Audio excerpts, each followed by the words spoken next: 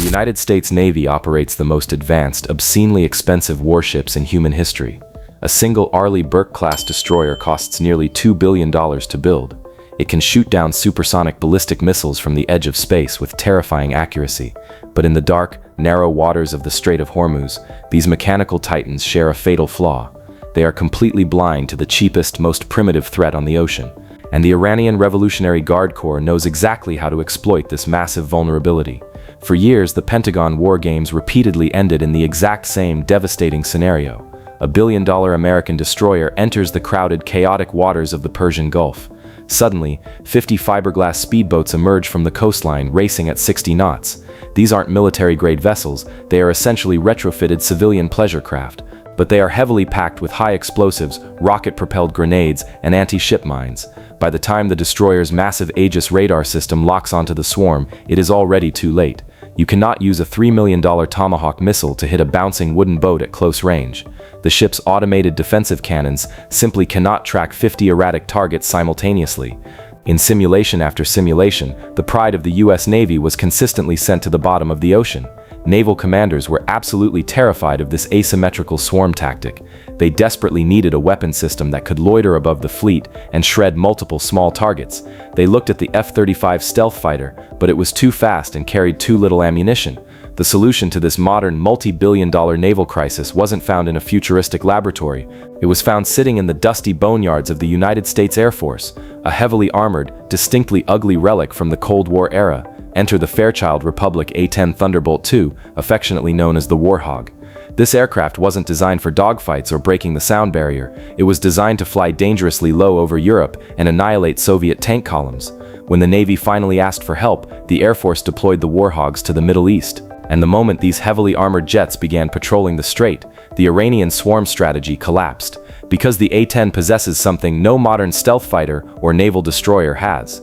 The entire aircraft is essentially built around a single, utterly devastating weapon, the 30mm GAU-8 Avenger rotary cannon. It is the heaviest, most powerful automatic cannon ever mounted on an aircraft. Let's break down the terrifying mathematics of this specific weapon system. The GAU-8 fires depleted uranium armor-piercing incendiary rounds. Each single bullet is roughly the size of a milk bottle and weighs almost a pound. The Warthog fires these massive projectiles at a rate of 65 rounds per second. When the pilot pulls the trigger, the recoil is so violently powerful, it actually slows the airplane down. But what happens when you point this apocalyptic weapon at a swarm of fiberglass speedboats? The results aren't just destructive, they are completely absolute. The A-10 doesn't need to lock on with $1 million laser-guided missile. The pilot simply points the nose down and unleashes a localized hurricane of kinetic energy.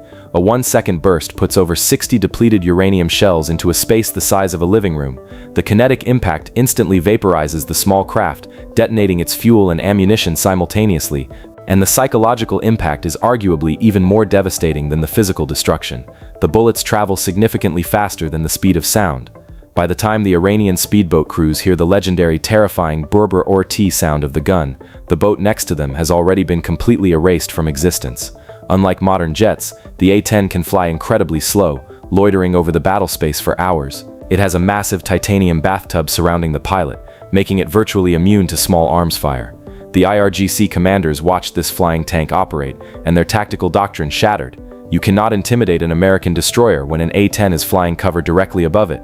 The swarm boats suddenly transformed from a deadly threat into completely defenseless targets. The Warthog effectively placed a massive, impenetrable dome of suppressive fire over the Strait of Hormuz. This deployment was an embarrassing, highly classified wake-up call for the Pentagon's tech-obsessed generals. They had spent trillions developing stealth technology and beyond visual range missiles, but they completely forgot the brutal, close-quarters reality of protecting a maritime choke point. Sometimes, you don't need a highly sophisticated artificial intelligence to solve a military crisis. Sometimes, you just need a massive, rotating barrel of heavy metal flying at a low altitude. The A-10 proved that raw, unadulterated firepower still dictates the rules of engagement. This is the hidden reality of modern naval warfare that they do not advertise on recruitment posters. The most advanced fleet on the planet was forced to call in a 40-year-old airborne tractor for protection, and the Warthog delivered an absolute masterclass in area denial. Right now, as tensions in the Middle East reach a catastrophic boiling point, the A-10s are still there. They are flying silent, heavily armed patrols right on the edge of Iranian airspace, waiting for a single speedboat to make a very fast, very fatal mistake. The global economy is currently being protected by a Cold War relic that the Air Force has tried to retire for decades.